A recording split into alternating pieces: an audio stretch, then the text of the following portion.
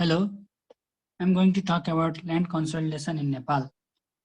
Land consolidation refers to the planned readjustment and rearrangement of fragmented land parcels and their ownership. It is usually applied to form larger and more rational land holdings.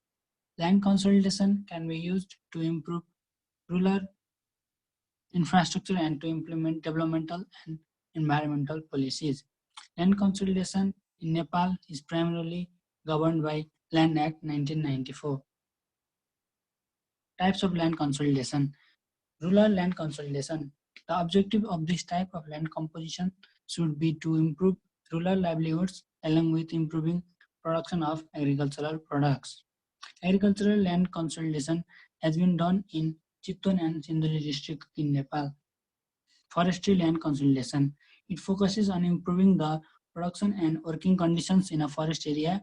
It is primarily done to protect the area of forest from being encroached. Urban land consolidation.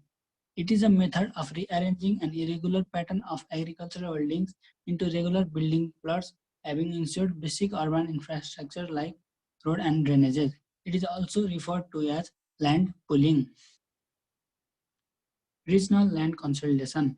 Land consolidation of this type is generally required for construction of major public projects like roads, dams, bridges, railways, airport, etc. This aims to reduce conflict between landowners and the government.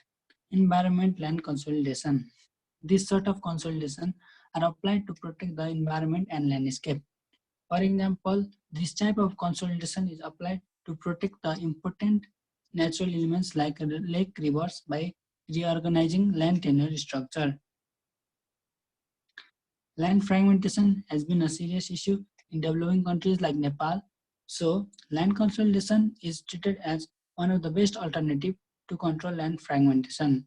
Land pooling is an effective way to develop regular building plots and equip with urban infrastructures.